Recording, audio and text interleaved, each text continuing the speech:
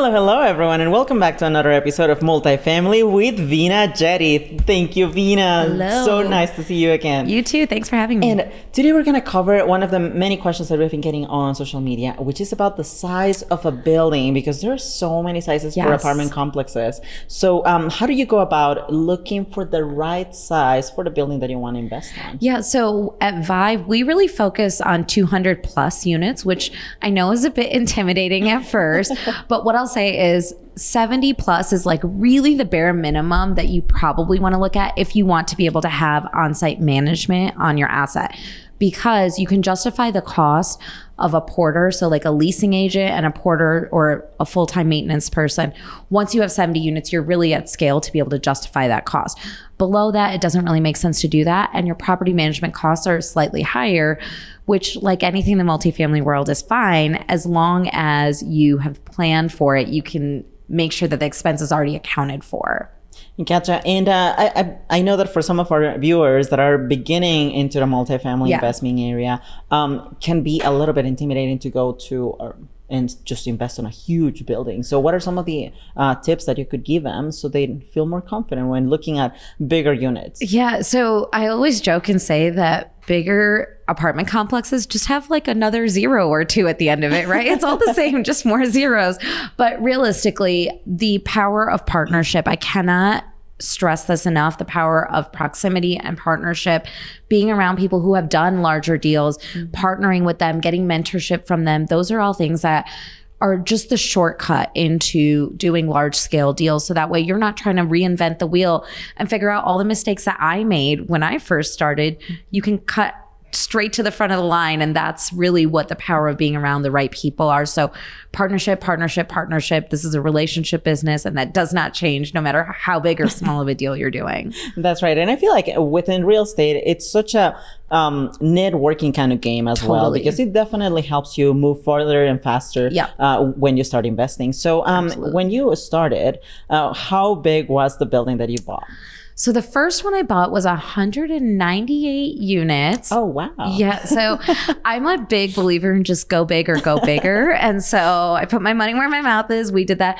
But I did it with partnerships. I didn't do it all on my own. It would have been impossible for me to do on my own. Even to this day, all of the deals we transact on, we usually have a strong JV partner that we work with. So find a good partner, and you don't have to be limited to two units or 10 units or even 70 units. You can go for 200 plus units. Gotcha. And at the same time, like, I mean, with all of these many units, there's way more possibilities for you to get more renters, more revenue. But I feel like one of the fears is also what happens when you have some vacancies in those units. So how do you handle having vacancies in the buildings that you currently have? Yeah. So I think one of the big misconceptions with people that are just starting out in this space is, I don't want there to be any vacancy. I want to be 100% occupied all the time. That's not actually true. Okay. And here's why. So if I have 200 units and they're all occupied, and let's say the average rent is $1,500 a month. And then let's say Susie Smith comes in and says, hey, Veena, I want to rent a unit. And I say, I'm sorry, I don't have anything available. How do I know if Susie Smith would have paid $1,550 or $1,600 or $1,700 for that same apartment? So I'm leaving money on the table when I have 100% occupancy. So really what I want is I want to be somewhere in the maybe low 90s to mid 90s range. Now there's obviously the caveat of purposefully deleasing, but that's once you're a little more experienced, a little more comfortable. But initially you want to really be looking for 92 to 95% stabilization, because now what happens is, let's say I have 10 units available and then Susie Smith comes in and says, hey, Veena, I want to rent this apartment. And I say, great. The rent is $1,600 in the market today. And so now I'm renting it out for $1,600. She might say, yes, that's fine. Or she might say no. But then let's say the next person comes in, Jane Doe comes in, and I say, oh, okay, the rent is $1,550, and she takes it at $1,550. It's still a $50 delta that I'm capturing now that I wouldn't have been able to capture had I been 100% occupied. So occupancy should not be the only or main focus. Also, the other thing to remember with occupancy is those numbers aren't really accurate. You want to look at economic occupancy, which means I want to know how many of those tenants that are occupying my units are actually paying me rent, right? If they're not paying me, or if they are delinquent or they're getting evicted, then I don't really want them in the apartment. I'd rather have vacancy than have someone that's there that's a non-paying tenant. So there's a difference between economic occupancy and actual occupancy, and that's an important distinction. And it's really cool that you are trying to target the right type of tenants and keep them within your building. If they are not the right type, then you may have to let them go because they are actually hurting your business. Correct. And it's interesting how you mentioned the flexibility that you have within multifamily by having those occupancies. What are some other benefits that you have seen by having those vacancies within your building? Yeah, so not only being able to test the rent, so we use systems called LRO, or lease rent optimization systems. It'll basically give us daily or weekly pricing. And what it'll do is it'll use technology to tell us what every other one bedroom in our market that competes with us is going for at that moment in time. Wow. So it takes a lot of the emotion and the guesswork out of how to price our leasing. It tells us, hey, today you should charge $15.47. Tomorrow you should charge $16.28. And it's based on what's available in our inventory and what's available around us in competitors' inventory as well. So that's one way that you can really optimize your income to the area.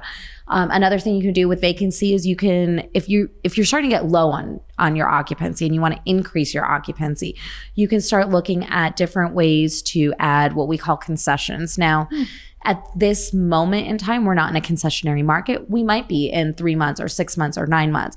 So being able to add concessions like first month rent free, waived admin fees, free parking for 6 months, just things like that will give you the ability and the flexibility to increase or decrease in a controlled manner where your occupancy and vacancy is. Gotcha. And at the same time, it attracts a different audience that you can be targeting for becoming their tenants.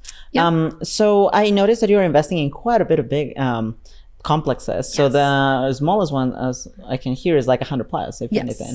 What is the advantage of having a smaller, quote unquote, complex? I don't know that there's really a huge advantage, if I'm being totally honest. Really? I think it's the same amount of work as being able to buy, 400 unit. But the one thing I'll say is there's maybe less competition at lower price points. The other thing I'm starting to see, especially now in today's market, is once you're under that like 150 unit mark, you start dealing with more mom and pop owners. So it's like a family that bought it 30 years ago. It's been in their family forever. They're ready to retire. So now creative financing becomes an opportunity. Subject to purchases are a new opportunity. So there's different ways to finance and leverage it than there are when you're in the institutional world of like a 300 unit asset. That's right. So what are some of the creative financing techniques that you have used in these smaller units then? Yeah. So we've actually always done like really vanilla, but now we're starting to make offers and do things in a more creative way. And so one of the things we can do is we can leverage the seller's equity in the deal. So we can put a new loan on it and we can get that first mortgage or first lien position. Let's say it comes up to like 50% of the purchase price. So you're buying a $10 million building, we'll get a $5 million loan from whatever bank and put that on there. And then maybe the other $5 million, the seller will finance. So we can come to the table with very little or no money to purchase these assets. That's something that you can't really do in larger assets necessarily because it's a little bit more institutional. They have different return requirements for their investors. So at that smaller size, that's where you really get an opportunity to take advantage of lower cash to bring to the table. And at the same time, it gives you the chance to actually talk to the owner itself and see what are some of the problems that this person may be having so you can solve them as an investor. Now let's transition into the bigger units. What are some of the benefits that you have seen when investing in these bigger units? Well, scale, one. Like I said, it's not really more work to do larger assets than it is to do small. Which is impressive, to be honest, because like we all think, oh my gosh, we're going to have 800 units. That's going to be way too big. Yeah, no, I thought that too, but it really is the same amount of work because at a baseline, there are certain things we just have to do regardless of the deal size. So it's not double the work to do a $40 million deal than it is to do a $20 million deal. It's relatively the same. Now, I think when you get into like the hundreds of millions of dollars, then maybe we're talking about a little bit more work, but generally speaking, it's all going to be the same at a baseline. The other benefit we have is obviously we have the benefit of scale. We are much less susceptible to vacancy risk. If 10 tenants leave a 300 unit, it's very different than 10 tenants leaving a 40 unit building.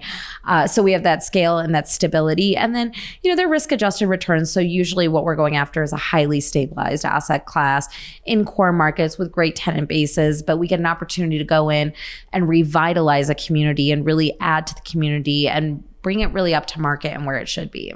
That's right. And at the same time, since you're having all of these, let's say 300 units, it gives you the way of seeing what type of decorations or designs or how you want to modify those units so it better targets your audience. Absolutely.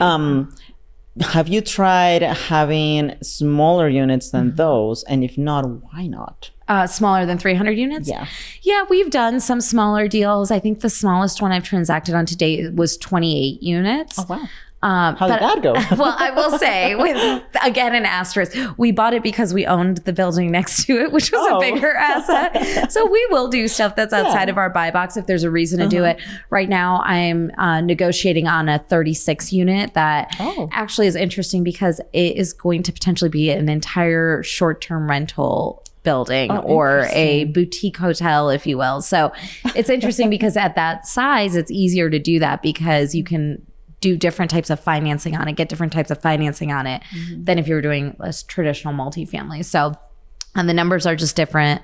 They underwrite a little bit better, but so I think those are the smaller deals that I've transacted on or looking to transact on. And it all comes down to evaluating the actual deal, because it doesn't matter if it's like a huge amount of units or like a smaller one, like the 36 unit that you're targeting, as long as the numbers are the right ones. Exactly. If the numbers work, they work. That's true. One last question. How is the difference for the property management for those type of assets? Yeah, that's a good question. So smaller assets, you have a harder time finding property management because a lot of the professional management companies will not take the asset unless it has a certain number of units or a certain amount of a fee that they're going to earn. So what happens is twofold. One, they may not take it at all. And if they do, if it's under 100 units or so, they'll charge a little bit more. So right now, market rate is around 3%, give or take 0.5% on large assets. But if you are transacting on smaller assets, you might be paying 6 to 10%, and that's not unreasonable or unusual. So keep in mind that cost. Like I said, if you know about it, you can plan for it. But if you don't know about it, then you're going to be a little bit off on your numbers. That's right. But at the same time, like if somebody out there in our audience is starting with smaller units, that's totally fine. Yeah. Because you can always escalate to like 100 plus units. Exactly. Wherever you start. See, I always say this. I don't care if there's a $5 million plumbing issue at a property I'm buying. What I care about is if I don't know about it ahead of time, right? That's right. Knowing about it ahead of time, I can plan, okay, I need to have $5 million. I might need $500,000 in contingency. I might need an extra 6 weeks to do X, Y, and Z.